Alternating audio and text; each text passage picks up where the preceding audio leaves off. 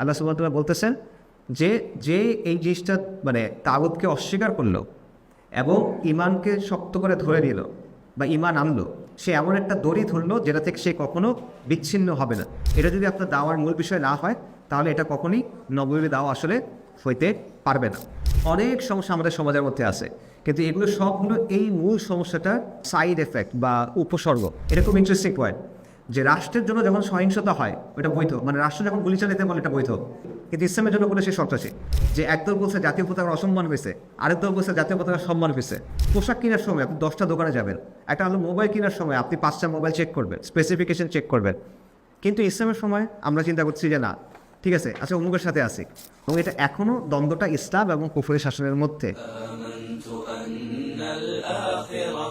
لا بد يوما آتية كل الخلائق حاضرة كل السرائر بادية بسم الله والصلاة والسلام على رسول الله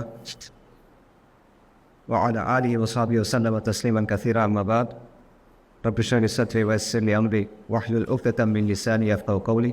السلام عليكم ورحمة الله وبركاته.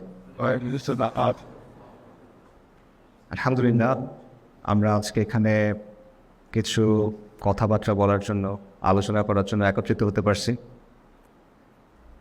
এখানে আমাকে ইনভাইট করার জন্য আপনাকে ধন্যবাদ।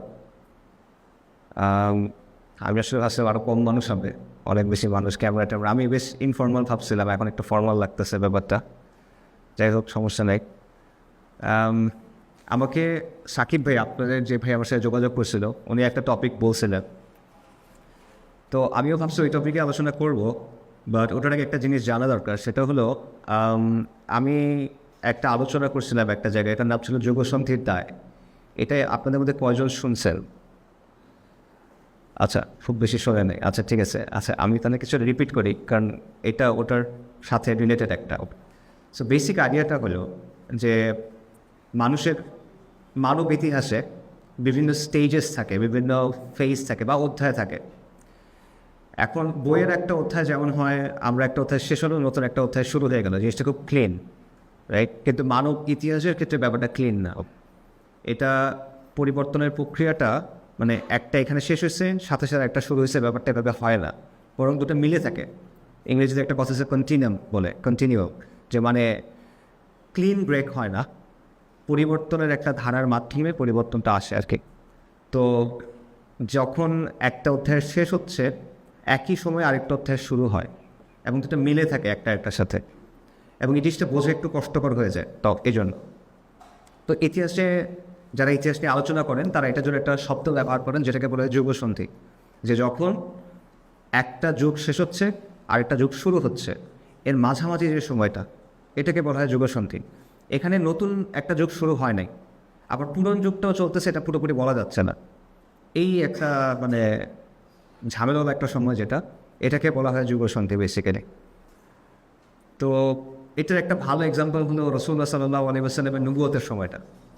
কারণ নবুয়তের কয়েকশো বছর আগে এক ধরনের সাম্রাজ্য ছিল, এক ধরনের ওয়ার্ল্ড অর্ডার ছিল, কিন্তু ওই পর্যায়ে এসে আপনারা দেখবেন যে আপনারা যদি শেখ আবুল হাসান নাদভীর সিরাত পড়েন বা মুসলিমদের প্রথমে বিশ্বকে হারালো, এই ধরনের আলোচনাগুলো শোনেন, দেখবেন উনি বলতেছিলেন যে পৃথিবীর অবস্থাটাই এমন হয়ে গেছিল যে মানুষ আসলে ওয়েট করতেছিল একজনের জন্য, যদিও মানুষ জানতো না যে সে আসলে কিসের জন্য ওয়েট করতেছে, বাট মানুষের মধ্যে এই ইচ্ছাটা ছিল যে আমাদের একটা অপূর্ণতা আছে, কিছু একটা দরকার।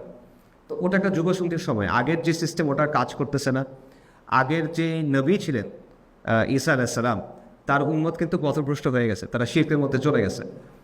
নতুন হিদায়াত দরকার, নতুন পথ নির্দেশনা দরকার, এই সব কিছু ছিল, যদিও মানুষ ক্লিয়ারলি বুঝতেছিল না। তো এটা হলো ওরকম একটা সময়, যুগসন্ধির সময়। তো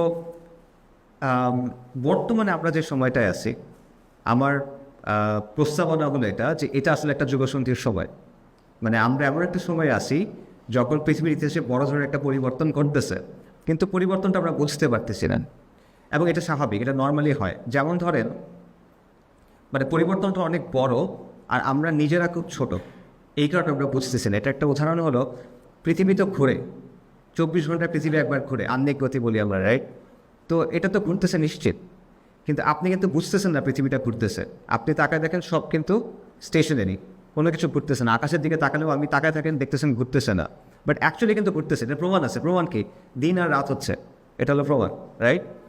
কিন্তু যেহেতু পৃথিবীর তুলনায় আমরা অনেক ছোট, আমাদের পক্ষে এটা বোঝা সম্ভব না যে পৃথিবী আসলে ঘুরতেছে।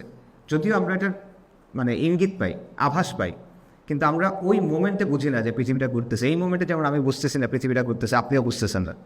সেম জিনিসটা চিন্তা করেন যে ইতিহাসের চাকাটা ঘুরতেছে, কিন্তু আপনি আমি এত ছোট আর চাকাটা এত বড়, যেই কারণে এই ঘোরাটা আমি আর আপনি বুঝতেছি না। আমাদের কাছে মনে হচ্ছে সবই তো একরকম, 5 বছর আগে যা ছিল এখনও তা, 10 বছর আগে যা ছিল তা, 20 বছর আগে যা ছিল এখনও তাই।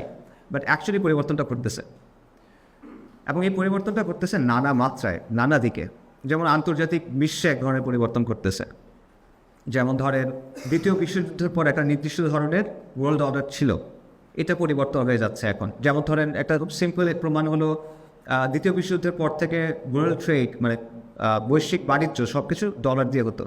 এখন দেখেন বিশাল একটা অংশ ডলারের বাইরে হচ্ছে। চীন রাশিয়া ডলারের বাইরে করে, চীনের সাথে আফগানিস্তান বা অন্যান্য ভারত ইভেন এরাও কিন্তু ডলারের বাইরে করে। ব্রিক্স কান্ট্রিগুলো তারা নিজেদের কারেন্সি দিয়ে করতেছে। এটা একটা অনেক বড় পরিবর্তন আসলে। পেট্রো ডলারের হিস্ট্রি দেখলে আপনারা বুঝবেন যে ডলার থেকে যে সরে আসা হচ্ছে, এটা অনেক বড় একটা পরিবর্তন আসলে।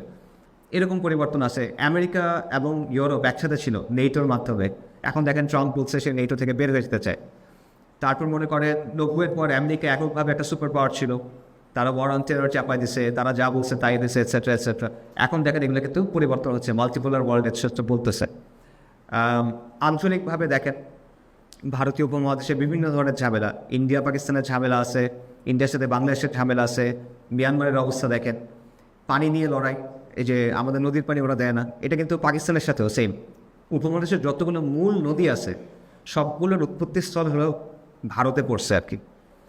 তো তারা আটকায় দিতে চায়, ওনাদের দিবে না, বা ইচ্ছা মতো বাদ দিচ্ছে। এটাতে সবাই ক্ষতিগ্রস্ত হচ্ছে। এবং এটা এমন একটা বিষয় যেটা আপনি উপেক্ষা করতে পারবেন না। এটা এখন পারতেছেন, বাট লম্বা টাইম ফ্রেমে উপেক্ষা করতে পারবেন না। 50 বছর 100 বছরে এটা সম্ভব না। তো উপমহাদেশে এরকম নানা সমস্যা আছে। বাংলাদেশের অবস্থা দেখেন, বাংলাদেশ একটা বড় রাজনৈতিক পরিবর্তনের মধ্যে দিয়ে গেছে, এবং এই জন্যই দেখেন এখনও কিন্তু দেশ স্টেবল হয় নাই। এটা হবে না, স্বাভাবিক। এটা কেন হবে না? কারণ আগে একটা স্টেবল কাঠামো ছিল, ওটা একটা জুলুমের কাঠামো ছিল, বাট স্টেবল ছিল। এখন ওটা ভেঙে আপনি নতুন কিছু বানানোর চেষ্টা করতেছেন, কিন্তু এই চেষ্টাটা ভালো মতো হচ্ছে না, প্রপারলি ভাগে নাই। আবার যে নতুন কিছু বানাবে এটাও প্রপারলি হচ্ছে না। নানা ধরনের ক্ষমতা, শক্তি, গোষ্ঠী, নানা বিষয় আছে। এই কারণে দেখবেন আপনি এক ধরনের অশান্তি বা ইনস্টেবিলিটি আছে, এটা থাকবে। এটা আমার ধারণা যদি এভাবে থাকে তাহলে কন্টিনিউসলি এটা থাকবে, কমে আসবে হয়তোবা, কিন্তু একটা সার্টেন লেভেল অফ ইনস্টেবিলিটি আসলে থাকবে, স্বাভাবিক, লজিক্যাল এটা। তারপর মনে করেন আমাদের দেশে রোহিঙ্গাদের একটা বড় সমস্যা আছে, লক্ষ লক্ষ রোহিঙ্গা এখানে আছে। এটা একটা সলিউশন তো আসলে আলটিমেটলি করতে হবে। মিয়ানমারের ওখানে আরাকান আর্মি মনে করেন বাংলাদেশের সেন্ট মার্টিনে এইটি করে মাঝে মধ্যে, তাদের কী ইচ্ছা আমরা জানি না। শান্তি বাহিনী এখন হঠাৎ করে আবার অ্যাক্টিভ হয়েছে। শান্তি বাহিনী কিন্তু ইনিশিয়ালি রাষ্ট্রের বিরুদ্ধে যুদ্ধ করছিল, বিচ্ছিন্নতাবাদী ছিল। তারপর KNF নামে একটা দল আছে, কুকিচিল, রাইট, তারাও আলাদা হইতে চায়। সো আজকে থেকে কত বছর আগে, 80 বছর আগে, 76 বছর আগে, 77 বছর আগে মনে করেন, ভারতীয় উপমহাদেশের এক ধরনের ম্যাপ তৈরি করা হয়েছিল রেড-ক্লিফ লাইন দিয়ে। পাকিস্তান, ভারত, পূর্ব পাকিস্তান এবং পশ্চিম পাকিস্তান এবং অন্যান্যগুলো। এটা 71-এ একবার চেঞ্জ হয়েছে। এই বর্তমান যে অবস্থা আছে, যতগুলো টেনশন একসাথে আছে, আচ্ছা, আবার পাকিস্তানে ওয়াজিরিস্তানে যারা আছে টিটিপি, তারা কিন্তু আলাদা হয়ে যেতে চায়, যে তারা পাকিস্তানের সাথে থাকবে না। তাদের বক্তব্য হলো আমরা পাকিস্তানে আসছিলাম কারণ আপনারা আমাদের বলছিলেন যে শরিয়াতে শাসন হবে, এখন হচ্ছে না, আমরা আলাদা হয়ে যেতে চাই। সো এই ব্যাপারগুলো আছে। এই সবগুলো ব্যাপার যদি আপনি সামনে রাখেন, ধরেন 50 বছর পরে উপমহাদেশের যে মানচিত্রটা, এটা যে একদম এরকমই থাকবে এটা বলাটা মুশকিল, বরং এই মানচিত্র চেঞ্জ হয়ে যাওয়ার সম্ভাবনা আছে। বাংলাদেশের ক্ষেত্রে যে নর্মালি চিন্তা করেন, ক্লাইমেট চেঞ্জের কথা আপনারা শুনছেন, পরিবেশগত বিপর্যয় বা যেটাই বলা হয়, এটার একটা প্রেডিকশন আছে যে 2050 নাগাদ বাংলাদেশের উপকূলীয় অঞ্চলের মধ্যে 15 থেকে 20% তলায় যাবে। বাংলাদেশ অলরেডি ছোটো একটা দেশ, যার মধ্যে অনেক মানুষ, এর মধ্যে আপনার 15% ল্যান্ড তলায় যাবে, আপনি কই যাবেন? ঠিক আছে, আবার আপনার এখানে লক্ষ লক্ষ রোহিঙ্গা আছে, রাইট? সো এরকম অনেকগুলো বিষয় আছে। তো এই ধরনের একটা প্রক্রিয়ার মধ্যে দিয়ে আমরা যাচ্ছি, যুগসন্ধির একটা প্রক্রিয়ার মধ্যে দিয়ে আমরা যাচ্ছি। এবং যে কথাটা আমি প্রায়ই অনেক জায়গায় বলি, যে আমরা বাংলাদেশকে অনেক তুচ্ছ তাচ্ছিল্য করি এবং বাংলাদেশের মানুষদের অনেক তুচ্ছ তাচ্ছিল্য করি, এই বাঙালি কিছু পারে না, বাঙালি এই সেই।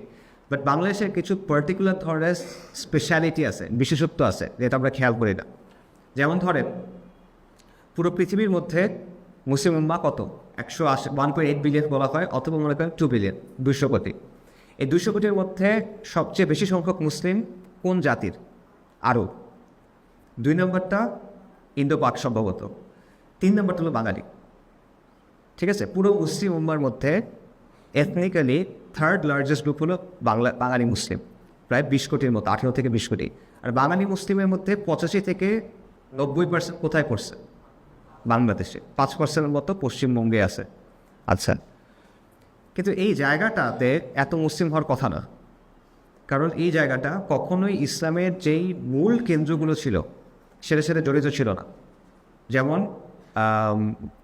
সিরিয়া, দামাস্কাস উমাইয়াদের ক্যাপিটাল ছিল, বাগদাদ আব্বাসীদের ক্যাপিটাল ছিল, ইস্তাম্বুল উসমানীদের ক্যাপিটাল ছিল। এছাড়া সেন্ট্রাল এশিয়ায় যে বিভিন্ন রাজ্য ছিল, উজবেকিস্তান, কাজাকিস্তান, আজকের তারপর আফগানিস্তান, এসব জায়গায় এদের সাথেও ডিরেক্টলি আমাদের কোনো চেইন নেই, কিন্তু এখানে এতগুলো মুসলিম। এবং এটা কিন্তু হিস্টোরিয়ানও ব্যাফল, মানে ইতিহাসবিদ যারা আছেন তারা এটা নিয়ে অনেক আলোচনা করছেন যে কেন এই জায়গাটাতে এত মুসলিম। এবং আপনি যদি দেখেন আমাদের চারপাশে কিন্তু মুশরিক, প্রত্যেকটা দিকে মুশরিক। আমাদের 7 সিস্টার্স আমাদের উপর দিকে মুশরিক, মানে মানচিত্রের উপর দিকে আর কি মুশরিক।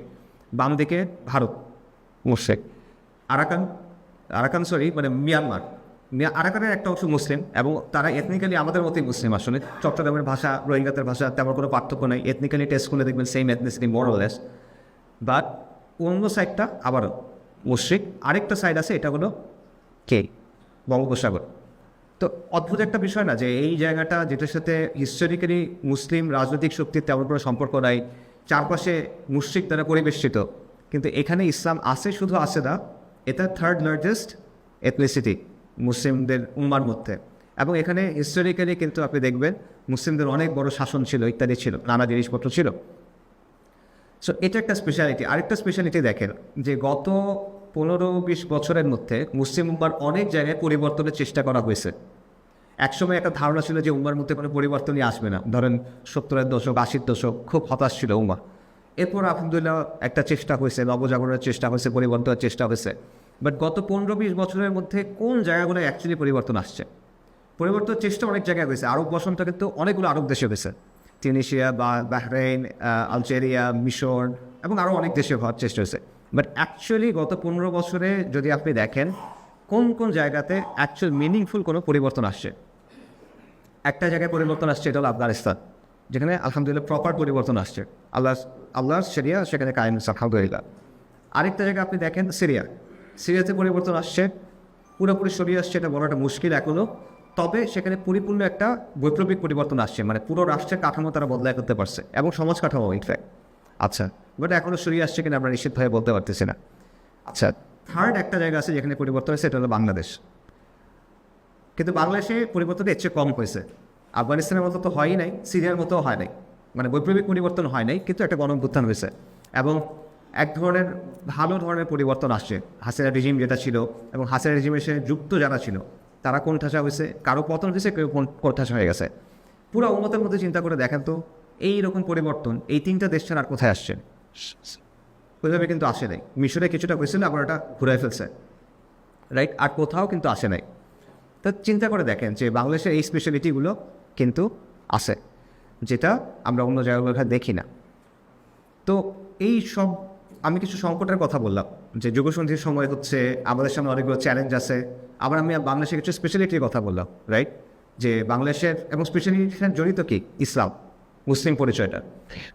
তো বাংলাদেশকে যদি আলটিমেটলি কোনো একটা দিকে আপনার নিয়ে যেতে হয়, বাংলাদেশকে যদি একটা শক্ত পলিটিক্যাল এন্টিটি হিসেবে আপনি প্রতিষ্ঠা করতে চান, এখানে আপনি মজবুত কিছু একটা তৈরি করতে চান, সেটা ইসলামকে নিয়েই হইতে হবে। এটা ছাড়া অন্য কিছু দিয়ে আসলে হবে না।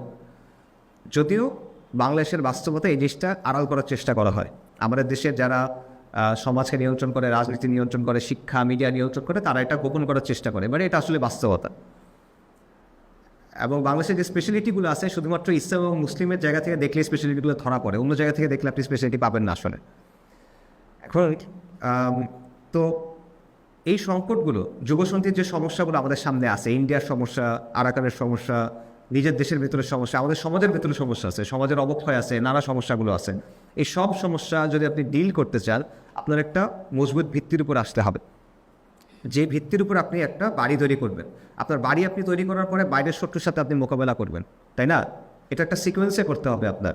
আপনি প্রথমে ফাউন্ডেশন দিবেন, তারপর নিজের বাড়ি বানাবেন, মানে ভিত্তি, বাড়ি, এরপর বাহ্যিক শত্রু। উল্টা না, আপনি আগে বাহ্যিক শত্রু মোকাবেলা করবেন, তারপর বাড়ি ঠিক করবেন, তারপর ভিত্তি দিবেন। এইভাবে কিন্তু হয় না, এটা উল্টা হয়। তো এখন সেটা হতে হলে ইসলামের মাধ্যমে হতে হবে। সমস্যা হলো বাংলাদেশে ইসলাম নিয়ে কথা বলার ক্ষেত্রে বা কাজ করার ক্ষেত্রে অনেক ধরনের সমস্যা, নানা ধরনের প্রবলেম এখানে রয়ে গেছে, যে প্রবলেমগুলো ঐতিহাসিক প্রবলেম। এগুলো আপনারা কিছু জানেন, ওটার বিস্তারিত আলোচনায় আমি যাচ্ছি না। যেমন মনে করেন বাংলাদেশের কাঠামোগত ইসলাম বিদ্বেষ আছে। যেমন ধরেন বাংলাদেশের রাজনীতিটা, সমাজের বয়ানটা, ইতিহাসের বয়ানটা অল্প কিছু মানুষ নিয়ন্ত্রণ করে, যারা হলো সেকুলার এবং প্রগতিশীল টাইপের, যারা সেকুলার এলিট, প্রগতিশীল এলিট যারা, তারা। আমাদের আইনের যে প্রয়োগটা ঘটে, মিডিয়াতে যেভাবে উপস্থাপন করা হয়, আমাদের সংস্কৃতিকে যেভাবে দেখানো হয়, আমাদের শিক্ষা ব্যবস্থায় যেভাবে প্রেজেন্ট করা হয়, ইসলামকে কিন্তু এখানে মার্জিয়ালাইজ করা হয়, ঠিক আছে, নেগেটিভভাবে প্রেজেন্ট করা হয়। ধরেন মঙ্গল শোভাযাত্রাতে মনে করেন দাড়িওয়ালা কাউকে দানব হিসেবে আপনি নিয়ে আসছেন। আমাদের ইতিহাসের বইগুলোতে বক্তের খেল যে আক্রমণকারী, আর রাজা লক্ষণ সেন, সে খুব ভালো, বৌদ্ধদের এটা খুব ভালো ছিল, মুসলিমরা হলো আগ্রাসী। এই টাইপের প্রেজেন্টেশনগুলো, এগুলো প্রত্যেকটা কিন্তু একটা নিশ্চিত ধরনের মেন্টালিটি তৈরি করে। এবং আপনাদের মধ্যে অনেকে হয়তো বা ওরকম মেন্টালিটিতে একসময় ছিলেন, হয়তো আল্লাহ সুবহানাহু ওয়া তাআলা হিদায়াত দিয়েছে দেখে এখন চেঞ্জগুলো হয়েছে। সো আমাদের দেশের অনেক মানুষ কাগজে কলমে আমরা মুসলিম, বা হয়তো আসলেই কালেমা পড়া মুসলিম, ঠিক আছে, বাট ইন টার্মস অফ ইসলামের আন্ডারস্ট্যান্ডিং আমাদের অবস্থাগুলো ঠিক না। তার উপরে ইসলাম নিয়ে আপনি যখন কথা বলতে যান, কাজ করতে যান, সমাজ বাধা দেয়, আপনাকে সুযোগ দেয় না, এবং এই সুযোগটা খুব সীমিত। যেমন মনে করেন সমাজের কিছু মুখস্থ জায়গা আছে যেগুলো সমাজ একসেপ্ট করে, বাকিদের একসেপ্ট করে না। যেমন ধরেন তাবলিগ জামাত, ঠিক আছে, আমি তো একটা আমার পার্সোনাল এক্সপিরিয়েন্স বলি। আমি আমার এক ফ্রেন্ডের বাসায় গেছিলাম, ওই আমার স্কুল ফ্রেন্ড, ক্লাস 3 থেকে আমার ফ্রেন্ড, এরকম আর কি, অনেক পরে, জেনারেল থেকে বের হওয়ার পরে। তো আমি তখন পাগড়ি পরে গেছি, জুব্বা পাগড়ি। তো আন্টি আমাকে চিনে, একদম ছোটোকাল থেকে চিনে, বাচ্চাকাল থেকে চিনে। তো ওভাবে কথাটা বলে যে তুমি কি এমন আসছো, এই সেই। তো আমি বলে যে আচ্ছা তুমি কি হজ করে আসছো? আমি বলছি না। তুমি কি তাবলিগ করো? না। পীরের মুরিদ হয়েছো? না। তাহলে এরকম কেন? রাইট, এটা হাসির, বাট এটা বাস্তব। মানে তার একটা মাথায় ছক আছে যে কেউ ইসলাম পালন করলে সে হয় তাবলিগ হবে, অথবা সে জামাত ইসলামী হবে, অথবা সে হজ করে আসছে, মানে বয়সটা এসেছে এখন আল্লাহ বিল্লাহ করো, অথবা সে মাদ্রাসার পরে মাদ্রাসার স্টুডেন্ট বা মাদ্রাসার টিচার, এরকম পীরের মুরিদ, অথবা সে পীরের মুরিদ। এর বাইরে হইলে এটা অদ্ভুত, এর বাইরে আপনি ইসলাম পালন করতে, এটা অদ্ভুত। এটা ব্যক্তিগত পর্যায়ে শুধু। এখন চিন্তা করেন আপনি যে পরিবর্তনগুলো করতে হবে, এটা তো ব্যক্তিগত পর্যায়ে হবে না, এটা জনপরিসরে করতে হবে। সো জনপরিসরে আপনি যখন যাবেন, মানে আপনি যখন রাস্তায় যাবেন, সমাজের সামনে যাবেন, তখন সমাজ আপনাকে কীভাবে দেখবে, তোমরা কারা, রাইট? এবং সে সন্দেহের চোখে দেখবে। খালি আপনাকে সে চেনে না, এটা না, সে আপনাকে খারাপভাবে দেখে, যে সন্দেহের চোখে দেখে, আচ্ছা এরা এটা, তার মানে এটা খারাপ কিছু একটা, বা এটা ভয় পাওয়ার মতো কিছু একটা। এবং মুসলিমরা যখন জমায়েত হয়, হেফাজতে ইসলামের যখন ঘটনাটা ঘটছিল, আপনারা যদি ওই সময় নিউজ কাভারেজ দেখেন, পুরো জিনিসটা প্রেজেন্ট করা হয়েছে এভাবে যে পুরো দেশ থেকে, মফস্বল থেকে এই হুজুররা ঢাকা শহরকে ইনভেট করতে আসছে, মানে তারা ঢাকা শহরে আক্রমণ করতে আসছে, এরকম একটা, ঢাকা জুড়ে হেফাজতের তাণ্ডব, এরকম একটা বিষয়। গাছ কাটছে, গুলি করে মেরেছে, এটা খবর নেই, গাছ কাটছে, এটা হলো সমস্যা। মানে আপনি বাইরের একটা ইনভেডিং ফোর্স, আপনি সমাজে অপর, রাইট? এই ব্যাপারগুলো আসলে আছে। তো আপনি এই সমস্যার, এই প্রত্যেকটা সমস্যা আমাদের সামনে রয়ে গেছে। এখন আমরা বলতেছি আমার সামনে একটা প্রবলেম আছে, অনেকগুলো প্রবলেম আছে, সলভ করতে হলে ইসলামকে দিয়ে সলভ করতে হবে। কিন্তু আপনি যে সলভ করার জন্য সমাজে গিয়ে কাজ করবেন, এটাই আপনি পারতেছেন না। আপনাকে ইজার আপনি তাবলিগে যাবেন, তাবলিগ হলে তুমি সমাজে তোমার কাজ করতে হবে, এবং তাবলিগের কাজ যতটুকু এতটুকু, বাইরে বেশি আবার না। আবার তুমি অথবা তুমি রাজনীতি করো, ডেমোক্রেট রাজনীতি, সেক্ষেত্রেও এগুলো বাদ দিয়ে করবা, রাইট? এইরকম বিষয়টা। তো এইভাবে তো আপনি পারবেন না ইসলামের উপর আনতে। এই সমস্যাটার সমাধানটা আসলে কীভাবে করা যায়, বা এখানে কী করণীয় হইতে পারে, এটি মূল আলোচনা। বাট ভূমিকাতে অনেক লম্বা সময় চলে গেছে। আচ্ছা, সো এখানে যে বিষয়টা, তার মানে হলো আমাদের সামনে যে প্রবলেমগুলো আছে এবং আমাদের যে সলিউশন করতে হবে, এটা সংক্ষেপে বলি, ব্যক্তিগত ইসলাহ দিয়ে হবে না। মানে ব্যক্তিগত পর্যায়ে আমাদের অনেক সেলফ হেল্প দরকার, রাইট? ঠিক আছে, আমি ডিসিপ্লিন নেই, আমার ডিসিপ্লিন হওয়া দরকার, আমার ইমান আমলের মেহনত করা দরকার, আমার সঠিক আকীদা বোঝা দরকার, আমার ওদের সাদাকা করা দরকার, এটসেট্রা। এগুলো বাস্তব, এখানে কোনো ভুল নাই। এবং এটা নিয়ে যারা কাজ করছে, আল্লাহ তাদের উত্তম প্রতিদান দান করুক, এটা অবশ্যই প্রয়োজন, এটা অনেক অনেক বেশি প্রয়োজন, কোনো ডাউট নাই। বাট শুধুমাত্র এটা দিয়ে সলিউশন হবে না। এটা ব্যক্তি পর্যায়ের সমস্যা না, এটা সামগ্রিক সমস্যা। রাইট? সো ব্যক্তি পর্যায়ে যে শুধুমাত্র ব্যক্তি পর্যায়ে ব্যক্তির উন্নয়নের জন্য দাওয়া করে বা সংস্কারের জন্য দাওয়া করে, ওটা দিয়ে এটা সলিউশনটা আসবে না। এটা হলো 1 নম্বর। 2 নম্বর হলো গতানুগতিক যে রাজনৈতিক কাঠামো বা কাজের কাঠামো, এটা দিয়েও সলিউশনটা আসবে না। কেন আসবে না? কারণটা হলো যে আপনি যখনই বিদ্যমান যে রাজনৈতিক প্রসেসটা আছে এটার মধ্যে ঢুকবেন, বেসিক্যালি ডেমোক্রেটিক রাজনীতি যেটা, এটাতে আপনি সোশ্যাল যে প্রেশারগুলো আছে এবং কালচারাল যে প্রেশারগুলো আছে এগুলোর প্রতি নতি স্বীকার করতে হবে আপনাকে। ঠিক আছে? এই কারণে দেখবেন সোসাইটির ট্রেন্ড যেদিকে যায়, রাজনৈতিক দলগুলোর ট্রেন্ড ওই দিকে যায়। ঠিক আছে? এই কারণে ধরেন কোনো একটা দল রাজনীতিতে ঢুকছিল মাথায় টুপি দিয়ে বড় দাড়ি নিয়ে, মানে শেরওয়ানি এবং পাজামা সহ। ঠিক আছে? বাট এখন দেখেন আস্তে আস্তে এটা নাই। শার্ট প্যান্ট, টাকনোর নিচে কাপড় চলে আসছে, দাড়ি ছোটো হয়ে গেছে, ছোটো হইতে হইতে নাই হয়ে গেছে হয়তো মনে করেন, টুপিও নাই, কথার কথা। এটা বাহ্যিক পয়েন্ট। আমি এই মানে এটা ইটসেলফ এই জিনিসগুলোর কারণে কেউ বাতিল হচ্ছে এটা আমি বলতেছি না। আমি বলতেছি এই প্রেশারটা আছে এবং এই প্রেশারটা রাজনৈতিক দল ডিল করতে পারে না, কারণ তার রাজনীতিটা হলো নির্বাচনের রাজনীতি, রাইট? নির্বাচনের রাজনীতিতে সেটা কখনো প্রপারলি ডিল করতে পারে না। শিক্ষা সংস্কৃতিকে প্রভাবিত করে, সংস্কৃতি রাজনীতিকে প্রভাবিত করে, উল্টা না। রাজনীতি দিয়ে সংস্কৃতি প্রভাবিত হয় না, সংস্কৃতি রাজনীতিকে প্রভাবিত করে। সো বিদ্যমান অবস্থায় খেলার নিয়মটা একভাবে ঠিক করা হয়েছে, খেলার ময়দানটা একভাবে আঁকা হয়েছে, এটা করছে সেকুলাররা পুরোপুরিভাবে। এখন এইখানে আপনি যখন ঢুকবেন আপনার কিন্তু এটা মেনেই ঢুকতে হবে। এবং এটার বাস্তবতা হলো অনেকগুলো বাস্তবতা আছে। মানে বাংলাদেশের ইসলামী দলগুলো কত ভাগে ভাগ হয়েছে দেখেন, এবং যেগুলো ভাগ হয়েছে তাদের মধ্যে কতটা সেকুলার হয়ে গেছে এটা দেখেন। এটা কেন হয়েছে? তাদের মধ্যে অনেক মেধাবী, অনেক ভালো, মানে কর্মঠ যোগ্য লোকজনও পরবর্তী সেকুলার হয়ে গেছে। কারণ ওই প্রসেসটা, আপনি প্রসেসটায় ঢুকছিলেন সমাজটাকে চেঞ্জ করতে বা রাষ্ট্রকে চেঞ্জ করতে, মানে ওই প্রসেসটা ইটসেলফ আপনাকে চেঞ্জ করে, এটা বাস্তব। ঠিক আছে? সো এই জন্য গতানুগতিক এই পদ্ধতিতে যদি কেউ এখন ঢোকে, সে যদি আদর্শিক বিশুদ্ধতা বজায় রাখতে চায় সে পারবে না। তাকে নতি স্বীকার করতেই হবে, তার আদর্শের জায়গায় আপোষ করতেই হবে। তার মানে আলটিমেটলি যে জন্য আপনি ঢুকছিলেন, কেন ঢুকছিলেন? ওই সমস্যাগুলো সমাধানের জন্য, বাংলাদেশকে ইসলামের ভিত্তির উপর আনার জন্য। এটা এখন আর আপনি পারতেছেন না। আচ্ছা, তাহলে এই জায়গায় করণীয়টা আসলে কি? করণীয়টা আসলে হলো আপনার সম্পূর্ণভাবে সমাজটাকে বদলাইতে হবে। সমাজ বিপ্লব বলতে পারেন আপনি এটাকে, এবং এটা হইতে হবে তাজদিদের মাধ্যমে। তাজদিদ মানে ইসলামের পুনরুত্থান, পুনর্জীবন, রাইট? তাজদিদ যেটাকে বলা হয়, এইটার মাধ্যমে আপনার এই পরিবর্তন হইতে হবে। কেন তাজদিদ? কারণ এটার ভিত্তি হইতে হবে ইসলাম। সমাজকে আপনি ভারতের সামনে কী নিয়ে দাঁড়াবেন? কোন জিনিসটা নিয়ে আপনি ভারতের সামনে দাঁড়াবেন? ভারতের যে আগ্রাসন, হিন্দুত্ববাদের যে আগ্রাসন, কী নিয়ে দাঁড়াবেন? বা ওয়ার্ল্ডে আপনি কী পরিচয় নিয়ে হাজির হবেন? আপনার নিজের পরিচয়টা আসলে কী? এটাও কিন্তু ক্লিয়ার না। এই বিষয়গুলো আমাদের দেশে এখনও সামষ্টিকভাবে ক্লিয়ার না।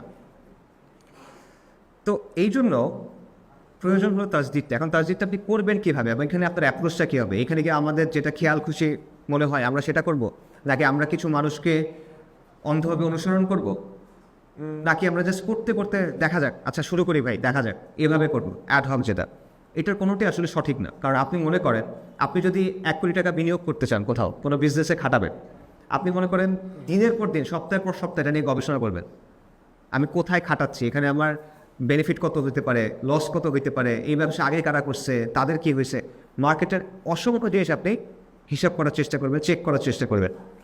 আপনি যদি একটা ভালো গাড়ি কিনেন, আপনি অনেক কিছু বিচার আচরণ করবেন, এটা ছাড়া আপনি নেবেন না। পোশাক কেনার সময় আপনি 10টা দোকানে যাবেন, একটা হলো মোবাইল কেনার সময় আপনি 5টা মোবাইল চেক করবেন, স্পেসিফিকেশন চেক করবেন।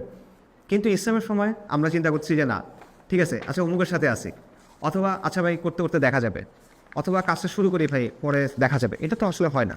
এই জিনিসটা আসলে হক আদায় তো হয় নাই, আমি মনে করি পার্সোনালি এটা আসলে মানে অপরাধ আসলে এভাবে চিন্তা করাটা। তো এখন তাহলে আমরা আসলে করণীয়টা কোন জায়গা থেকে নিব? যদি আমাদের এরকম কিছু করতে হয়, আমাদের যদি সমাজকে এভাবে পরিবর্তন করতে হয়, সেটা প্রক্রিয়াটা কী হবে এবং এটা আমরা কোথা থেকে নিব? তো এই জায়গায় আমাদের আসলে নেওয়ার জায়গা হওয়া উচিত নবীদের দাওয়াত, আম্বিয়া কেরামদের দাওয়াত আলাইহিস সালাতু ওয়াস সালাম। কেন? কারণ আপনি যেই সিচুয়েশনের মধ্যে আসেন, তারা এই সিচুয়েশনে ছিলেন, এর চেয়ে খারাপ সিচুয়েশনে ছিলেন, ঠিক আছে? এবং তারা 0 থেকে শুরু করছেন এবং করে তারা সমাজকে পরিবর্তনের দাওয়াত দিয়েছেন। সবসময় হয় নাই পরিবর্তন, অনেক সময় তাদেরকে আযাব দিয়ে আল্লাহ ধ্বংস করে দিয়েছেন, বাট প্রসেস ওটাই। কারণ তাদেরকে শিখেছেন কে? আল্লাহ। তো খালেক যখন শিখাই দেন কীভাবে মাকলুককে দাওয়া করতে হবে বা মাকলুকের সমাজকে পরিবর্তন করতে হবে, এটার উপরে আর কিছু হবে না। যিনি তৈরি করছেন উনি ম্যানুয়াল দিবেন, রাইট? ওনার ম্যানুয়ালটাই প্রপার, আপনি নিজে নিজে মাথা থেকে বানানোর দরকার নেই। তো তো এই জন্য এই বিষয়টা আমাদের মাথায় রাখা দরকার, এবং এটা আল্লাহ সুবহানাহু ওয়া তাআলা দেখেন, আল্লাহ সুবহানাহু ওয়া তাআলা চাইলে কিন্তু কোরআনকে ডিরেক্টলি নাজিল করতে পারতেন দুনিয়াতে, করেন নাই। উনি ওয়াহি নবীদের মাধ্যমে পাঠাইছেন, আম্বিয়াদের মাধ্যমে পাঠিয়েছেন। কেন? কারণ মানুষ এভাবে শেখে, মানুষ এভাবে শিখে, এভাবে অন্যভাবে সে শিখতে পারে না, সে অ্যাবস্ট্রাক্টভাবে শিখতে পারে না। এটা আল্লাহর হিকমা, আল্লাহ জানেন। তো এই জন্য নবীদের দাওয়া থেকে আসলে আমাদের এই জিনিসটা শিখতে হবে। এখন নবীদের দাওয়ার বৈশিষ্ট্যগুলো কী? এই বৈশিষ্ট্যগুলো যদি আমরা আইডেন্টিফাই করতে পারি, মৌলিক কিছু বৈশিষ্ট্য, যে নবীদের দাওয়াতে এই জিনিস থাকলে এটাকে নবীদের দাওয়ার মতো দাওয়া বলা যায়, তখন আপনি ওটা আপনার বর্তমান বাস্তবতায় প্রয়োগ করতে পারবেন। তা না হলে পারবেন না, রাইট? আপনার বুঝতে হবে যে নবীদের দাওয়াটা আসলে কী, ফান্ডামেন্টালি এটার বৈশিষ্ট্যগুলো কী। যদি এটা আমরা বুঝতে পারি, দেন এটা আমরা প্রয়োগ করতে পারবো। সো কয়েকটা বিষয় খুব সিম্পল নবীদের দাওয়ার। একটা হলো তাওহীদ। ওয়ালাকাদ বা'আসনা ফি কুল্লি উম্মাতিন রাসূলান আন ইয়াবুদুল্লাহা ওয়াজতানিবুত তাগুত। আল্লাহ সুবহানাহু ওয়া তাআলা বলছেন, আমি প্রত্যেক কওমের কাছে রাসূল পাঠাইছি, এবং তাদের ইবাদত কী ছিল? আন ইয়াবুদুল্লাহ, আল্লাহর ইবাদত করো, ওয়াজতানিবুত তাগুত। এটা একটা। আল্লাহ সুবহানাহু ওয়া তাআলা বলছেন ফা'আলাম আন্নাহু লা ইলাহা ইল্লাল্লাহ। অনেক অনেক অনেক আয়াতে, মানে নবীদের দাওয়া শুরু হয়েছে কি দিয়ে? তাওহীদ দিয়ে, লা ইলাহা ইল্লাল্লাহ এই জিনিসটা দিয়ে। এবং লা ইলাহা ইল্লাল্লাহর বিভিন্ন অংশ আছে আমরা জানি। একটা হলো আল্লাহ তার কাজে একক, আল্লাহ যে কাজগুলো করেন এগুলোতে উনি একক, রব হিসেবে উনি একক, মালিক হিসেবে উনি একক, সৃষ্টিকর্তা হিসেবে উনি একক, রিজিক দাতা হিসেবে উনি একক। এরকম অনেক কিছু আছে যেখানে আল্লাহ একক হকদার। বান্দা আল্লাহর জন্য ইবাদত করবে, বান্দা আল্লাহর জন্য আল্লাহর কাছে দোয়া করবে, একমাত্র ইলাহ হবে, এই সবগুলোতে আল্লাহ একক, এখানে আল্লাহ কোনো শরিক নেই। আরেকটা বিষয় হলো আল্লাহ সুবহানাহু ওয়া তাআলার নাম এবং গুণাবলী বা তার বৈশিষ্ট্য, এখানে আল্লাহ আযজা ওয়া জাল একক, এখানে তার সমতুল্য কেউ নাই, তার সাদৃশ্য কেউ নাই। লাইসা কামিথলিহি শাই ওয়া হুয়াস সামিউল বাসীর। আচ্ছা, এখন তাওহীদের দুটো স্তম্ভ আছে বা দুটো রোকন আছে। একটা হলো কুফর বিত তাগুত ওয়া ঈমান বিল্লাহ, এবং যেমন আপনারা জানেন লা ইকরাহা ফিদ দীন, ক্বাদ তাবায়্যানা রুশদু মিনাল গাই, ফামান ইয়াকফুর বিত তাগুতি ওয়া ইউমিন বিল্লাহ ফাকাদ ইসতামসাকা বিউরওয়াতিল উসকা লা ইনফিসামা লাহা। আল্লাহ সুবহানাহু ওয়া তাআলা বলতেছেন যে এই জিনিসটা মানে তাগুতকে অস্বীকার করলো এবং ঈমানকে শক্ত করে ধরে নিল বা ঈমান আনলো, সে এমন একটা দড়ি ধরলো যেটা থেকে সে কখনো বিচ্ছিন্ন হবে না। ঠিক আছে? এবং এটা হলো লা ইকরাহা ফিদ দীন, যেটা আমাদের দেশে অনেক মানে অপব্যবহার হয়, যে আয়াতটা ধর্মের কোনো জোর জবরদস্তি নাই। এই আয়াতের পরের অংশ এগুলা তাগুত বর্জন এবং এক আল্লাহর ইবাদত করা। সো তাগুত বর্জন মানে কি, এই জিনিসটা বোঝা খুব গুরুত্বপূর্ণ। সো তাগুত মানে হলো আবিধানিক অর্থ তুহিয়া থেকে আসছে, সীমা লঙ্ঘনকারী, বা তাগুতের অর্থ হলো মিথ্যা ইলাহ। সহজভাবে যে যেই বৈশিষ্ট্যটা আল্লাহর, সুনির্দিষ্টভাবে যেই বৈশিষ্ট্য আল্লাহর, এককভাবে আল্লাহর, এইটা যখন আর কারো উপর প্রয়োগ করা হয় এবং সেটাতে সন্তুষ্ট হয়, তখন সে তাগুত। ঠিক আছে? সো ফর এক্সাম্পল ফিরআউন বলছিল আনা রাব্বুকুমুল আ'লা, আমি তোমাদের সবচেয়ে বড় রব, রাইট? রব হলো আল্লাহ, ফিরআউন বলছে সে রব, তার মানে ফিরআউন তাগুত। নমরুদ বলছিল আমি জীবন এবং মৃত্যু দিতে পারি, ইব্রাহিম আলাইহিস সালামের সাথে আলোচনার সময় বলছিল। আসলে জীবনের মৃত্যু দেন কে? আল্লাহ, তার মানে নমরুদ তাগুত। সন্তান দেওয়ার মালিক আল্লাহ। আজকে কোনো পীর বাবা, কোনো কবিরাজ, বরাবর কেউ একজন এসে বলে যে না আমি ইচ্ছে মতো তোমাদের সন্তান দিতে পারবো, রাইট? এভাবে সে বলবে, এই অর্থে সে যদি বলে তখন সে তাগুত, শয়তান তাগুত। এবং একইভাবে মানুষের বানানো যে মূর্তিগুলো আছে এগুলো তাগুত। বিধানদাতা আল্লাহ, কেউ যদি নিজেকে আল্লাহর পরিবর্তে বিধানদাতা বলে, দিনদাতা বলে, এই বিষয়গুলো কেউ যদি বলে যে এই বিষয়টা আল্লাহ আর কাউকে দেন নাই, তাহলে সে তাগুত। এখানে একটা বিষয় মাথায় রেখে আমি একটা কথা বলছি, যে সন্তুষ্ট হয়, কারণ ঈসা আলাইহিস সালামকে আপনাকে অনেকে কনফিউজ হয়ে যায়, জন্য ঈসা আলাইহিস সালামকে নাসারারা ইবাদত করে, ঈসা আলাইহিস সালাম তাগুত? নাউজুবিল্লাহ, কখনো না। মসিহ ঈসা, সাইয়্যিদুনা ঈসা ইবনে মারইয়াম আলাইহিস সালাতু ওয়াস সালাম, উনি কখনো শেখান নাই এটা, উনি বলছেন আল্লাহর ইবাদত করো। তারা তার উপর মিথ্যাচার করছে, তারা ফেরেশতাদের উপরে মিথ্যাচার করছে, কুরাইশ যেমন ফেরেশতাদের উপর মিথ্যাচার করছে, এটা তাদের দোষটা। সো যে সন্তুষ্ট হয় সে তাগুত। ঠিক আছে? এটা মাথায় রেখেন। আচ্ছা, তাগুতের ব্যাখ্যায় ইবনুল কাইয়িমের একটা কথা আছে, আমি এটা পড়ে শোনাই, এটা ইম্পর্টেন্ট। এবং ইবনুল কাইয়িমের কথাটা ইম্পর্টেন্ট কারণ এটা আজকে থেকে প্রায় 700 বছর আগে বলা, রাইট? এমন না যে উনি এখনকার বাস্তবতা এগুলো বলতেছেন, 700 বছর আগের বাস্তবতাই বলছেন। উনি বলতেছেন যার কারণে বান্দা আল্লাহর সীমা লঙ্ঘন করে তারা প্রত্যেকেই তাগুত। সুতরাং প্রত্যেক কওমের তাগুত হলো জনগণ আল্লাহ ও রসুল ব্যতীত যার কাছে বিচার এবং ফয়সালা কামনা করে, সে তাগুত। অথবা আল্লাহ ব্যতীত যার ইবাদত করে সে তাগুত। অথবা আল্লাহর কাছ থেকে কোনো প্রমাণ ছাড়াই যার অনুসরণ করে, কিংবা আল্লাহর আনুগত্য না জেনে যার আনুগত্য করে, এরা সবাই তাগুত। যদি এদের ব্যাপারে এবং এদের সাথে মানুষের অবস্থা ও অবস্থান নিয়ে চিন্তা করে দেখা হয়, তাহলে দেখবেন অধিকাংশ মানুষই আল্লাহর ইবাদত থেকে ফিরে তাগুতের ইবাদতে লিপ্ত। আল্লাহ ও রাসূলের কাছে বিচার ফয়সালা কামনা করার পরিবর্তে তাগুতের কাছে বিচার ফয়সালা কামনা করে অধিকাংশ মানুষ, এবং আল্লাহর আনুগত্য ও রসুলের আনুগত্যের অনুসরণের পরিবর্তে তাগুতের আনুগত্য এবং তাগুতের অনুসরণ করে। ইলম ওয়াকিনের কথা, বিখ্যাত বই। আচ্ছা, সো এটা বাস্তবের সাথে মিলায় নেন। এখন এটা যদি আমরা এখন আমাদের জায়গায় আনি, আমাদের বাস্তবতায় আনি, আমরা বলছিলাম যে নবীদের দাওয়ার একটা বৈশিষ্ট্য হলো তাওহীদ। তাওহীদের দুটো রকম হলো কুফর বিত তাগুত, ঈমান বিল্লাহ। এখন আপনি আমাকে বলেন যে আমাদের বাস্তবতায় কুফর বিত তাগুত এবং ঈমান বিল্লাহ কী হবে, বা আরও সহজভাবে বলেন, নবীদের দাওয়ার প্রথম বৈশিষ্ট্য তাওহীদ। যদি আপনি তাসদীদ করতে চান নববী দাওয়ার অনুসরণে, তাহলে প্রথম ভিত্তি হবে আপনার তাওহীদ। তাওহীদের দুটো রকম থাকবে, ঈমান বিল্লাহ। আচ্ছা, এটা আমরা বুঝলাম। কুফর বিত তাগুত কী হবে? এখন মিথ্যা ইলাহ এখন কে? কুরাইশের সময় মিথ্যা ইলাহ ছিল 360টার বেশি মূর্তি, যেটা কাবা ঘরের সামনে সাজা রাখা ছিল।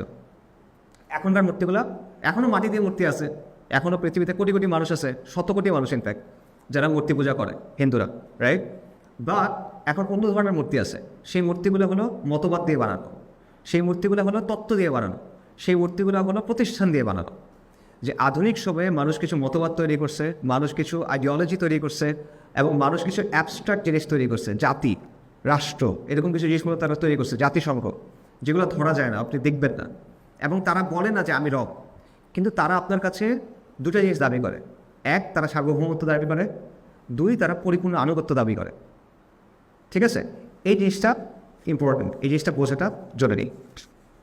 এবং যত জিনিসপত্র আছে, যত মতবাদ তন্ত্রমন্ত্র আছে আধুনিকতার, এই সবগুলোর কেন্দ্রে আপনি দুটো জিনিস দেখবেন। এক, তারা ওয়াহিকে অস্বীকার করে, মানে অস্বীকার মানে ওয়াহি সত্য হতে পারে, মিথ্যা হতে পারে, বাট এটা আমাদের ফলো করার দরকার নেই, এটা তারা মনে করে। পাশাপাশি তারা তাদের কর্তৃত্বটা চাপা দিতে চায়। সমাজতন্ত্র, গণতন্ত্র, আপনি যত কিছু, প্রত্যেক তন্ত্রমন্ত্রের মূল কথা এটা, যে মানুষের আকলটা মূল জিনিস, ওয়াহি দিয়ে আমরা করবো না, আমার আকল দিয়ে আমরা বের করছি, এটা দিয়ে চলতে হবে। এটার মধ্যে ধর্ম ইন্টারফেয়ার করবে না। ধর্ম ইন্টারফেয়ার করবে না মানে কি? আল্লাহর কথা এখানে আসবে না, সহজ কথা। মানে মুসলিমের জন্য এটার অর্থ তো এটাই, যে আল্লাহ রাসূল যা বলছে এটা এখানে ইন্টারফেয়ার করতে পারবে না। এটাই তো তাদের মূল কথা। বিচার করবো, ঠিক আছে, আমরা সংসদে যাবো, আইন প্রণয়ন করবো, এই সেই করে আমরা করবো, কিন্তু আল্লাহ তো বলছেন না, ঠিক আছে, ধর্ম এখানে ইন্টারফেয়ার করবে না। তার মানে আল্লাহর কথা একপাশে রাখ, নাউজুবিল্লাহ। এই জিনিসটা তো সে করতেছে। এবং এই প্রত্যেকটা জিনিস বেসিক্যালি যে কাজটা করতেছে, যেই জিনিসটা আল্লাহর খালেকের, সেটা সরায় এনে কার উপর বসাচ্ছে? মাখলুকের উপর বসাচ্ছেন। ঠিক আছে, যেই জিনিসটা আল্লাহর সেটা সরায় এনে মাখলুকের উপর বসাচ্ছে। এটা প্রত্যেকটা জিনিসের ক্ষেত্রে। লিবারেলিজম ফর এক্সাম্পল, লিবারেলিজম আপনাকে বোঝাচ্ছে সবচেয়ে বেশি ইম্পর্টেন্ট হলো আপনার স্বাধীনতা, আপনি যা চান এটা করেন, আরেকজনের ক্ষতি না করলে তো হইল। ব্যক্তি স্বাধীনতা, নারী স্বাধীনতা, এটসেট্রা এটসেট্রা, এই সব কিছু।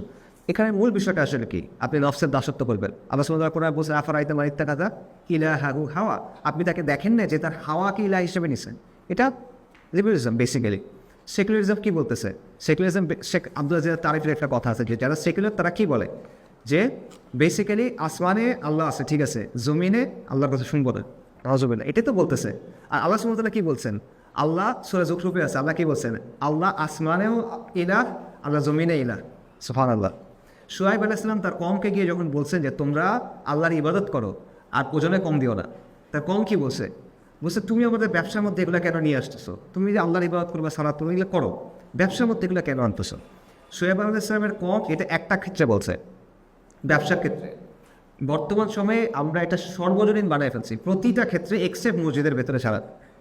প্রতিটা ক্ষেত্রে তুমি আর তোমার আল্লাহ এখানে কেন আসছো? মসজিদের মধ্যে ঠিক আছে, রাইট? সো এই জিনিসটা আছে। সো আপনি যদি বলেন যে নবীদের দাওয়া অনুসরণ করবেন এবং তাওহীদ হলো ভিত্তি, তাহলে এই মিথ্যা ইলাহ যেগুলো আছে, মাটি দিয়ে বানানো, শব্দ দিয়ে বানানো, কাগজের দিয়ে বানানো, বাক্য দিয়ে বানানো, তত্ত্ব দিয়ে বানানো, এই সবগুলোকে আসলে রিজেক্ট করতে হবে। এটা হলো 1 নম্বর। 2 নম্বর বিষয়, এটা খুব ইম্পর্টেন্ট, সেটা হলো নবী রাসূলদের যে দাওয়া ছিল, প্রত্যেকটা দাওয়া বা পুরো ইতিহাসটা যদি দেখেন, এটা হলো ইসলাম আর জাহিলিয়াতের একটা দ্বন্দ্ব, কন্টিনিউয়াসলি এটা চলতেছে।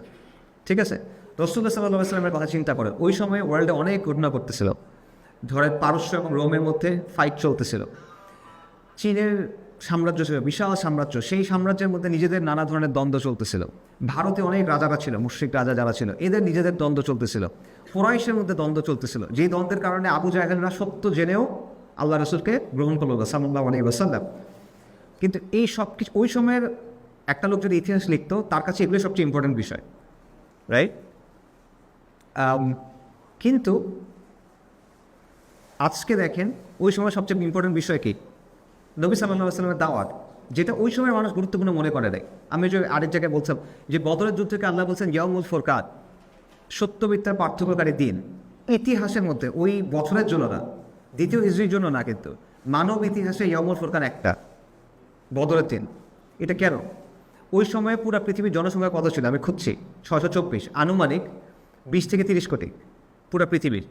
বদরের যুদ্ধে কয়জন অংশগ্রহণ করছে? 1300 জন। ওইদিকে কাফেরদের 1000, আনুমানিক 1000, আমাদের মনে করেন 319 সর্বোচ্চ, মানে 1400 কম। ওই সময় পৃথিবীর মানুষ মনে করেন 20 কোটি। 20 কোটির অনুপাত করেন এখন, উপরে 1400, নিচে 20 কোটি। কত পার্সেন্ট এটা? 1%ও না। এটা ইয়াউমুল ফুরকান কেন? কারণ ওখানে লড়াইটা হয়েছিল কুফর আর ইমানের মধ্যে, তাওহীদ আর শিরকের মধ্যে। কারণ এটা হলো পৃথিবীর ইতিহাসের মূল দ্বন্দ্ব, এটা হলো পৃথিবীর ইতিহাসের মূল স্টোরি লাইন। একটা গল্পে মূল স্টোরি লাইন থাকে না, একটা স্টোরি লাইন থাকে, সাবপ্লট থাকে, মূল ক্যারেক্টার থাকে, সাব ক্যারেক্টার থাকে। এটা হলো মূল ক্যারেক্টার হিস্ট্রির, ইমান আর কুফরের দ্বন্দ্ব। ইব্রাহিম আলাইহিস সালাম যখন দাওয়া করছেন তার সম্বন্ধে তো অনেক সমস্যা না, নাকি খালি একটাই সমস্যা ছিল সব ঠিক খালি শিরক করে? না, অনেক সমস্যা। ইব্রাহিম আলাইহিস সালাম কী করছেন? উনি গিয়ে প্রথমে মূর্তি ভেঙে দিয়েছেন। কেন? কারণ এটাই মূল সমস্যা, শিরক এবং তাওহীদের যে দ্বন্দ্ব, এটাই মূল সমস্যা। এই জন্য উনি ওখানে গিয়ে এটা করছেন।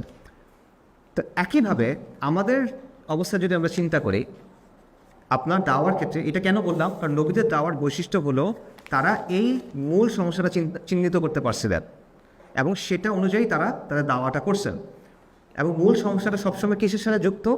ইমান বনাম কুফর, তাওহীদ বনাম শিরক, ইসলাম বনাম জাহেলিয়া। তো আপনি বাংলাদেশে এখন আসেন, বাংলাদেশের বাস্তবতায় যদি আপনি এটা প্রয়োগ করতে চান, তাহলে এটা বাস্তবতা কী হবে? এটার বাস্তবতা এটিই হবে যে বাংলাদেশের প্রধান দ্বন্দ্বটা হলো ইসলাম বনাম এই যে গায়রুল্লাহর যে ব্যবস্থাটা আছে, যেটা আমাদের উপর তারা চাপাই দিছে, এটার দ্বন্দ্বটা শুরু থেকে এটাই সমস্যা। দেখেন, উপমহাদেশে ইংরেজরা আসার আগে এখানে একটা মুসলিমদের শাসন ছিল এবং এক ধরনের ইসলামী শাসন ছিল, যদিও এটা অনেক ত্রুটিপূর্ণ ছিল, নো ডাউট।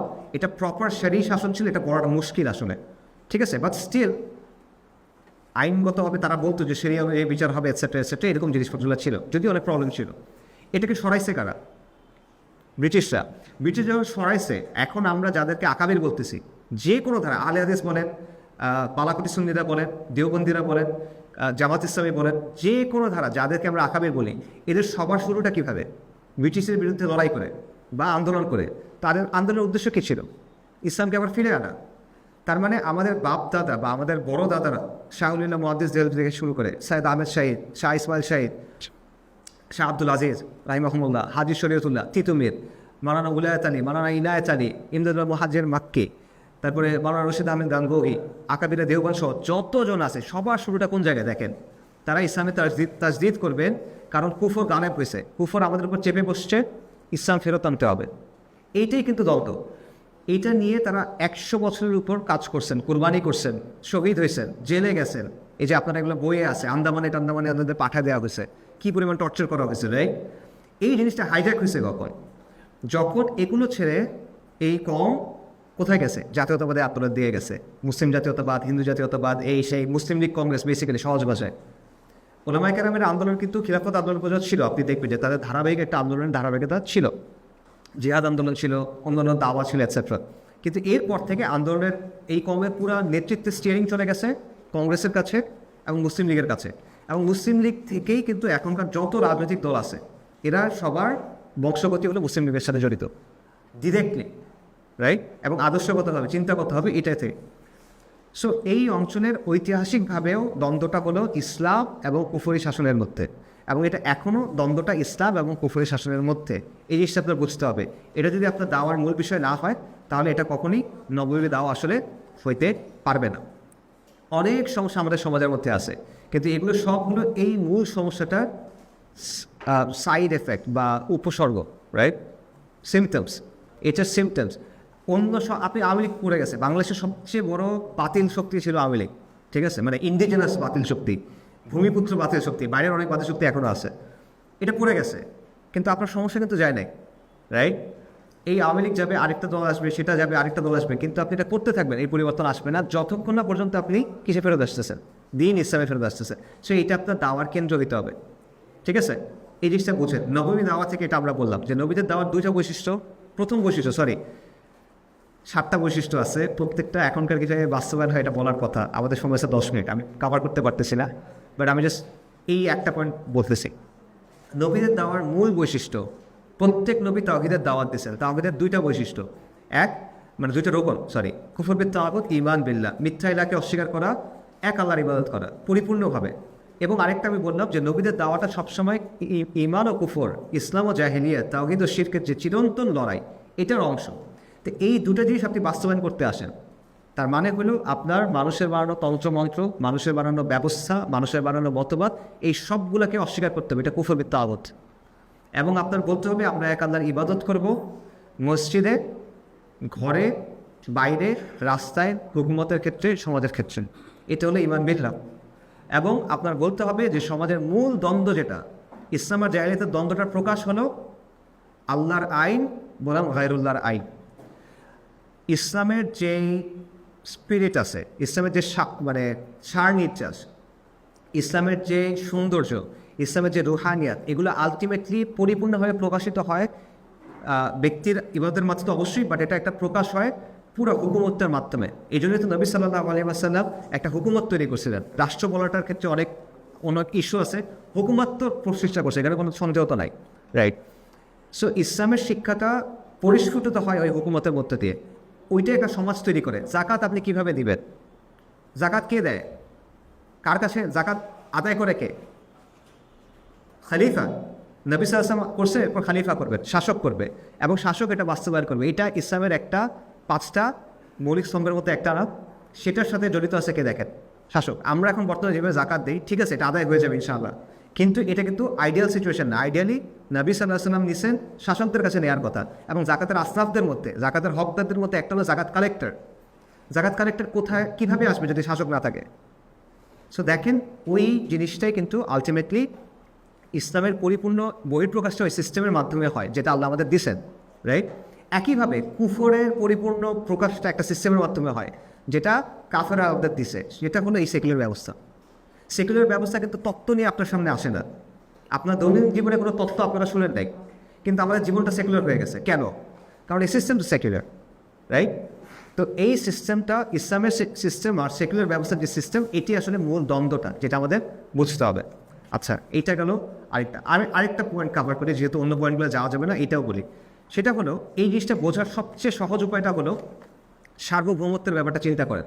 সার্বভৌমত্বের আইডিয়াটা, সার্বভৌমত্ব হলো আধুনিক রাষ্ট্র যেটা আছে, এটার একটা কোর কনসেপ্ট হলো সার্বভৌমত্ব, সভারেন্টি। এবং গত 200 বছরে রাষ্ট্রের কাঠামোর মধ্যে অনেক পরিবর্তন আসছে, বিভিন্ন ধরনের রাষ্ট্র আসছে, কিন্তু সার্বভৌমত্বের কনসেপ্টটা পরিবর্তন হয় নাই। এবং সার্বভৌমত্বের কিছু অনুসিদ্ধান্ত আছে। আপনারা যারা জ্যামিতি করছেন জানেন, পস্টুলেটস থাকে, অনুসিদ্ধান্ত আছে। অনুসিদ্ধান্ত কি? অনুসিদ্ধান্ত হলো নিজ সীমানার ভেতরে রাষ্ট্র হলো সর্বোচ্চ কর্তৃপক্ষ, রাষ্ট্রের তৈরি করা আইন অলঙ্ঘনীয়, রাষ্ট্রের আইনের উপরে কিছু নাই, কিন্তু রাষ্ট্রের সংবিধানের উপরে কিছু নাই। রাষ্ট্র একটা নৈতিকতা ঠিক করে দিবে, এইটার উপরে কোনো নৈতিকতা নাই, ঠিক আছে? এবং নাগরিকদের চূড়ান্ত আনুগত্য কার উপরে? একটা দেশের সবচেয়ে বড় অপরাধ কি বলেন? রাষ্ট্রদ্রোহিতা। আর দিনের মধ্যে সবচেয়ে বড় অপরাধ কি বলেন? রিদ্দা। হ্যাঁ, শিরক তো অবশ্যই, বাট সবচেয়ে বড় শাস্তি জানেন, রাইট? রিদ্দা, রাইট? কার প্রতি বিদ্রোহ? আল্লাহর প্রতি বিদ্রোহ। আর এখানে কার প্রতি বিদ্রোহ? রাষ্ট্রের প্রতি বিদ্রোহ। আচ্ছা, দেখেন, সো এই যে চূড়ান্ত কর্তৃত্ব, আইন প্রণয়ন করা, নৈতিকতা ঠিক করা, রাইট? এই প্রত্যেকটা জিনিস কার জন্য? এটা কার জন্য খাস? আল্লাহ সাল্লামের জন্য খাস। এটা কোনো মাখলুকের জন্য কখনো হবে না। নবী সাল্লাল্লাহু আলাইহি ওয়াসাল্লামের জন্য এটা হবে না, এটা আল্লাহর জন্যই শুধুমাত্র, রাইট? কিন্তু এই বৈশিষ্ট্যগুলো এনে কোথায় দেওয়া হচ্ছে? রাষ্ট্রের উপরে। এবং এটা আমার কথা না, এটা সেকুলার ওয়েস্টার্ন একাডেমিকদের কথা। ইয়েল ইউনিভার্সিটির আইনের একজন অধ্যাপক আছে, এখনও মনে বেঁচে আছেন, ওনার নাম হলো পল কান, রাইট? কান বা খান, যে কোনো একটা কিছু একটা। তার একটা বই আছে, সেই বইতে উনি বলতেছেন যে ইসলাম, ইহুদি ধর্ম এবং খ্রিস্ট ধর্ম, এই তিনটাকে তো মনোথিস্টিক ধর্ম বলা হয়, একত্ববাদী ধর্ম বলা হয়। এইখানে ঈশ্বরের উপরে বা স্রষ্টার উপরে বা আল্লাহর উপরে যেই বৈশিষ্ট্যগুলো দেওয়া হয়, আল্লাহর যেসব বৈশিষ্ট্যের কথা বলা হয়, এরকম কিছু বৈশিষ্ট্য রাষ্ট্রের ক্ষেত্রে প্রয়োগ করা হয়। এই লোক কিন্তু একটা সেকুলার একাডেমিক, আইনের অধ্যাপক, আসিফ নজরুলের মতো, বাট আরও অনেক ভালো আইনের অধ্যাপক আর কি বেসিক্যালি। তো সে বলতেছে এইগুলো রাষ্ট্রের উপর প্রয়োগ করা হয়। কি এগুলো? এবং এটা করা হয় কিসের মাধ্যমে? সার্বভৌমত্বের মাধ্যমে। কিসের মাধ্যমে? রাষ্ট্রের কাছে একমাত্র কর্তৃপক্ষ সে নিজের। আল্লাহর উপরে কোনো কর্তৃপক্ষ আছে? নাই। আচ্ছা, আইন ও বিচারের একমাত্র উৎস রাষ্ট্র। ইনিল হকমু ইল্লা লিল্লাহ, আমার আল্লাহ আবুদু ইল্লা ইয়া। আচ্ছা, রাষ্ট্র আনুগত্যের চূড়ান্ত হকদার, আল্লাহ আনুগত্যের চূড়ান্ত হকদার। আচ্ছা, রাষ্ট্র ঠিক করে কি বৈধ কি অবৈধ, কোনটা নৈতিক কোনটা অনৈতিক। আল্লাহ ঠিক করেন কোনটা হালাল কোনটা হারাম, কোনটা ভালো কোনটা মন্দ। আচ্ছা, রাষ্ট্র সহিংসতার একমাত্র বৈধতা দানকারী। এটা খুব ইন্টারেস্টিং পয়েন্ট যে রাষ্ট্রের জন্য যখন সহিংসতা হয় ওটা বৈধ, মানে রাষ্ট্র যখন গুলি চালাতে বলে এটা বৈধ। রাষ্ট্রের জন্য আপনি গিয়ে ওই ইউক্রেনের যুদ্ধের সময় হয়েছে সুইসাইড, বেসিক্যালি সুইসাইড অ্যাটাক করছে, মাইন নিয়ে এই উঠাইতেছে, খুব ভালো বীর, জাতীয় বীর, কিন্তু ইসলামের জন্য বলে সে সন্ত্রাসী, রাইট? কারণ বৈধতা আসতেছে কোত্থেকে? রাষ্ট্রের কাছ থেকে। আর আল্লাহ কি বলছেন? যুদ্ধ সব খারাপ, এটা আলেমদের কাছ থেকে জিজ্ঞেস করবে, সব যুদ্ধ খারাপ কোনটা ছাড়া? যেটা আল্লাহর জন্য হয় ওটা ছাড়া। এক সেম জিনিস, জাস্ট মাপকাঠিরা তফাৎ হচ্ছে। আচ্ছা, নাগরিকদের অস্তিত্ব আর পরিচয়ের উৎস হলো রাষ্ট্র, এটা বাস্তব। যার পাসপোর্ট নেই তার কোনো আইডেন্টিটি নেই, রাইট? আপনি বিদেশে গেলে এটা বুঝবেন, আপনার পাসপোর্ট নেই, আপনার কোনো আইডেন্টিটি নেই। সো এই আইডেন্টিটি আপনাকে কে দিচ্ছে? রাষ্ট্র দিচ্ছে। রাষ্ট্র যদি আপনাকে দিতে না চায়, আপনার কোনো আইডেন্টিটি নেই। আইডেন্টিটি আসলে কে দেয়? আল্লাহ দেয়, রাইট? আচ্ছা, একইভাবে রাষ্ট্রের উপস্থিতি সব জায়গায়, মানে সে সব কিছু নিয়ন্ত্রণ করতে চায়, শিক্ষা, আপনার আইন, সংস্কৃতি, সব কিছু নিয়ন্ত্রণ করতে চায়। এই প্রত্যেকটা জায়গায় আপনি দেখেন, এই ভদ্রলোক বলতেছেন যে দেখেন এগুলো হলো যেটা আল্লাহর উপর প্রয়োগ করার কথা, মানে যেটা আল্লাহর বৈশিষ্ট্য, প্রয়োগ করার কথা না, এই জিনিসটা আপনি প্রয়োগ করছেন রাষ্ট্রের উপর। এটা কীভাবে হয়েছে? এটা হয়েছে এভাবে যে এনলাইটেনমেন্ট যখন হয়েছে ইউরোপে, এটা একটা নির্দিষ্ট প্রেক্ষাপটে হয়েছে। এনলাইটেন মানে ধরেন 1716 এবং 18 সেঞ্চুরির মাঝখানে ইউরোপের চিন্তায় অনেক বড় পরিবর্তন আসছে এবং তাদের অনেক নতুন সিস্টেম, মতবাদ, তত্ত্ব, এরকম জিনিসপত্র আসছে যেটা তারা নিজেরা গ্রহণ করছে, তারপর আমাদের উপরে চাপাই দিচ্ছে, এগুলো আমরা এখন গ্রহণ করে নিছি। তো এনলাইটেন সময় যেটা হয়েছে, মানুষ যেটা বলে, আপনারা বইয়ে যেটা পড়বেন সেটা হলো যে ধর্ম সরে গেছে বা ধর্মের বিষয়টা সরে গেছে জনজীবন থেকে, রাষ্ট্র থেকে, সমাজ থেকে, শাসন থেকে। বাট অ্যাকচুয়ালি ব্যাপারটা এটা হয় না। ব্যাপারটা যেটা হয়েছে সেটা হলো একটা স্থানান্তর ঘটছে, ঠিক আছে? পবিত্রতার ধারণা আগেও ছিল, এখনও আছে। একক কর্তৃত্বের ধারণা আগেও ছিল, এখনও আছে। জাস্ট জিনিসটা স্থানান্তর করছে। কীভাবে স্থানান্তর করছে? যে ওয়েস্টে কিন্তু আমাদের ক্ষেত্রে যেমন দিনটাকে আমরা প্রপারলি আকিদার জায়গা থেকে বুঝি, পশ্চিমে কিন্তু এটা হয় নাই। তারা কিন্তু দিনটা বুঝছেই বিকৃতভাবে, এবং তারা সবসময় চার্চ, যেটা রোমান ক্যাথলিক চার্চ, যেটা এটাকে একটা ইন্টারমিডিয়েটই মনে করতো, মানে আল্লাহর কাছে সরাসরি যাওয়া যাবে না, চার্চের মধ্যে দিয়ে যাইতে হবে। রোমান ক্যাথলিক চার্চের কাছে না গেলে আপনার ইবাদত কবুল হবে না, এরকম একটা জিনিস ছিল। এবং মধ্যযুগে ইউরোপে চার্চের ব্যাপক ক্ষমতা ছিল। তারা মানে ব্যবসা, বাণিজ্য, যুদ্ধ, শিক্ষা, এমন কিছু নাই যে তারা কন্ট্রোল করতো না। রাজাদেরও কন্ট্রোল ছিল, ওদেরও কন্ট্রোল ছিল। তো এই যে ব্যাপক, মানে একটা প্রতিষ্ঠানের উপরে এত কিছু আরোপ করা, চার্চকে মূলত তারা, চার্চের উপর তারা আসলে আল্লাহর অনেক বৈশিষ্ট্য আরোপ করছিল। যেমন ক্যাথলিকদের একটা বিষয় আছে কনফেশনাল, আপনারা এটা জানেন অনেকে, যে আমি গুনাহ করছি, আমাকে মাফ করে দেন। এইটা নাউজুবিল্লাহ, এটা আপনি করবেন আল্লাহর কাছে, তাই না? এটা করতে হয় কই? গির্জায় গিয়ে পাদ্রীর কাছে, আমি এটা করছি, কি করবো? হ্যাঁ ঠিক আছে, ব্লেস ইউ, ঠিক আছে, মাফ করলাম, এটা করো। তো এই বিষয়গুলো ওখানে ছিল। আল্লাহর কাছে যাইতে হবে, আপনি নিজে যে ইবাদত করলে হবে না, চার্চের কাছে এসে করতে হবে। এগুলো তো শিরক, রাইট? এগুলো একদম মানে মেইন কুরাইশের শিরকগুলো এই টাইপের ছিল। তো এই শিরকটা পশ্চিমে আগে থেকে ছিল। যখন এনলাইটেনমেন্ট হয়েছে, তারা এই শিরকটা জাস্ট সরায় এনে রাষ্ট্রের উপর বসেছে, এই জিনিসটা, আর আল্লাহর ধারণাটাকে বাদ দিয়ে দিচ্ছে একেবারে। সো পবিত্র এখনও আছে, সংবিধান পবিত্র। আপনি বলেন কোরআন পবিত্র, সে বলবে সংবিধান পবিত্র, ঠিক আছে না? আপনি বলবেন এক আল্লাহ আনুগত্য করতে হবে, সে বলবে এক এর রাষ্ট্রের আনুগত্য হতে। প্রত্যেকটা জিনিস এইভাবে, যে জিনিসটা ধর্মের মধ্যে ছিল, এটা ওরা সরায় এনে রাষ্ট্রের উপর বসেছে। জাতীয় পতাকা পবিত্র, জাতীয় পতাকা নির্দিষ্ট মাপ আছে, এটা ছাড়া আপনি জাতীয় পতাকা বানাতে পারবেন না। জাতীয় পতাকা হ্যান্ডেল করার নির্দিষ্ট প্রোটোকল আছে। আপনারা আপনারা খবর দেখবেন 2015-16 সালের দিকে বাংলাদেশে খেলা হচ্ছিল স্টেডিয়ামে, এক লোক নামাজ পড়তে গেছে।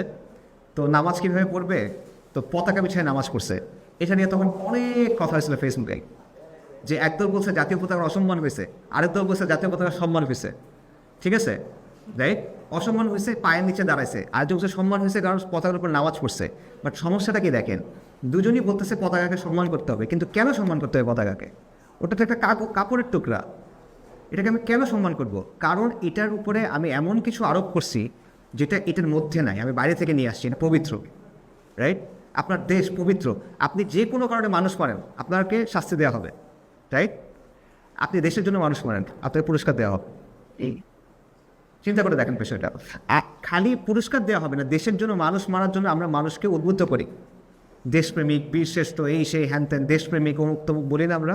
এটার মানেটা কি? আপনি লিটারেলি মানুষকে উদ্বুদ্ধ করেন। মানে এটা যদি আগেকার সময় হইতো তাহলে দেশ হলে এমন একটা মূর্তি যেটার পূজা করতে হয় রক্ত দিয়ে, তাই না? রক্ত দিয়ে পূজা করতে মানে মরতে হবে এটার জন্য, রাইট? সো ব্যাপারটা অনেকটা এরকম।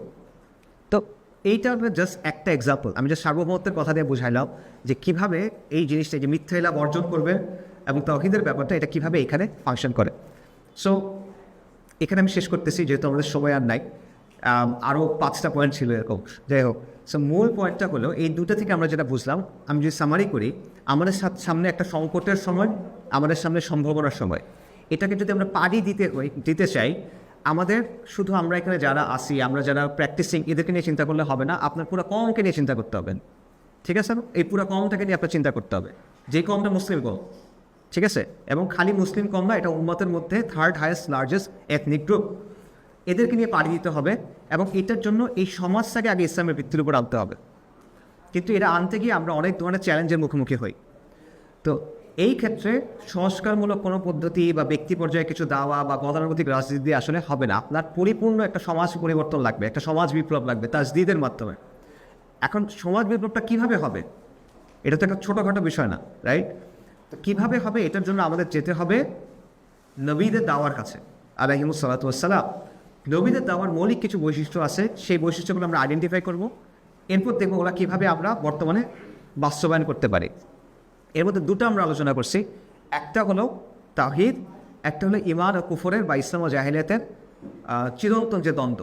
এবং এটা বর্তমানে এটার শিক্ষাটা হলো এই যে আমরা যদি এই তাজদীদ চাই, আমাদের পরিপূর্ণ তাওহীদের দাওয়া করতে হবে, যেটা অবশ্যই আল্লাহ সুবহানাহু ওয়া তাআলার রুবুবিয়্যাহ, উলুহিয়্যাহ, আসমা ওয়াস সিফাত থাকবে, হাকিমিয়্যাহও থাকবে, যে বিধান শাসন এটা আল্লাহরই হইতে হবে, এবং পরিপূর্ণ দিন হিসেবে আল্লাহর দিনটার কথা থাকবে, কোনো অর্ধেক না, পুরোপুরিভাবে।